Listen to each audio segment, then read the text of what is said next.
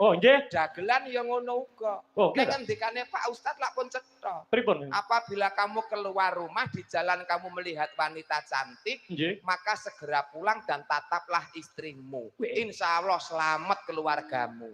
Lah ngoten to. Kula nggih ngoten, Pak. Teng dalan gede ketemu wong wedok ayu, wah, kula tergoda iman kula terus mulih. Mulih, Mas. Mulih. Nata bojo. Nyawang bojo kula ternyata bener ngendikane Pak Ustad. Pripun niku? Ayu sing neng dalan, Pak, bener tenan. Walah. Wah, ning ayu ki lak mung nggon tata njabane. Ning nek ayu ati ki mung bojone dhewe sing ngerti. Nggih. Dongane kangge Mas insyaallah Mas sapa? Krisna. Mas Krisna. Nggih. Muga-muga dadi bocah sing soleh. Nggih. Bekti ngabekti marang wong tuwa, agama, nusa lan bangsa. Amin. Tak kudang dadi taruna ingkang saged ngungkuli bapa. Nah, lire taruna ngungkuli bapa, sak mulya-mulyane, sak beja-bejane Pak Bayu sok ben bakal luwih mulya, luwih beja Mas Krisna. Allahumma amin. Amin ya rabbal berarti anak sampean ya kaya ngono to, Mas? Alhamdulillah. Ya gareng. Nggih pangestunipun nyopet. Ya gareng to, Pak. Ya kepinterane ya kaya sampean. Lho pripun to? Anak kula sing jenenge Wahya. Wahya Nika kelas 6 SD. Nggih, sing Wahya. Nika wis njaluk gamelan kok, Pak. Nyeni budaya. Budaya wong ya rembesane budaya kok. Iso nabuh, iso ndalang, iso gareng. Tak tukokne gamelan, Pak. Lah terus kenong siji tok nggo dodol es dung-dung. Oh alah. Ya nut kemampuane, Pak. Nut kemampuan. Sing baku wong tuwa ndonga insyaallah tegese engko iso kabul, iso kanggo napake laku anak-anake. Bener, Mas.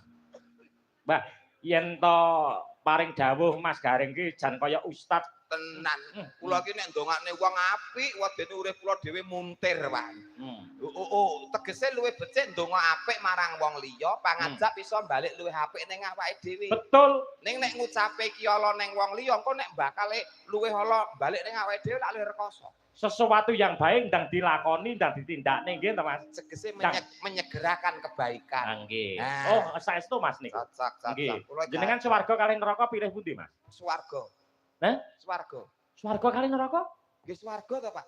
Wah, kamangka dari kecil sekolah agama wis ditajarke. Ya, supaya berperilakulah baik supaya nek esuk mben kowe munggah swarga. Tetep gadangane swarga. Sesuatu yang baik ndang dilaksanakan, ndang ditindakne nggih to? Betul. Jenengan milih swarga. Ya ndang budal. Oh, kepleset aku.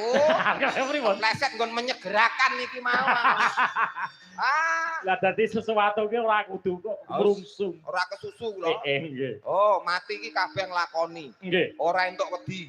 Gelem ditandur ya kudu gelem dipanen. Nggih. Mula tembunge mati hurufe MATI. Tegese M, makhluk semua yang bernyawa pasti akan meninggal atau mati. Nggih mboten? Nggih. Terus M. Akan tetapi tidak tahu kapan tiba saat dan waktunya. Betul. Nggih mboten? Nggih. T. Tidak harus sakit dulu dan tidak harus tua terlebih dahulu. Nggih mboten? Nggih. I. Iki sing jenenge takdir. Oh, cetha. Oh. Matio. Wong mati kok iso iki dadi matio to jenenge. Orang rembug gon mati. Ning rembug ndongakne Mas Bayu. Muga-muga Mas Bayu bar kagungan hajat rezekine tambah ngrembaka. Amin. Ora lokak tambah kebak. Ora kelong bisa gumolong. Insyaallah tahun ngarep tetep syukuran melih. Nanggap dalang Pak Alek. Amin amin Mas. Sing ngusulke kula berarti kula katut. Nggih. Ngantek dalang Alek sok ben ganti dagelan. Titenono. Janji kula mayang jenengan mesti kula cangke wonten Samarinda ya tak cangke. Cangking. Sesuk jenengan teng pundi, Mas? Sesuk kula ten Kalteng, Pak. Lah kok ora pajak? Kula manut wong kula sing ngajak nggih mung dagelan kok, Pak. Dadi ukurane anggarane mung cukup sithik. Wis sampean sesuk yo mayang dhewe. Nggih. Pak, elok kangge banget nggih. Nggih. Penonton. Iki sing diantu-antu penonton jutaan iki tiada lain tiada bukan hadirnya sang primadona, sang idola. Nggih. Nek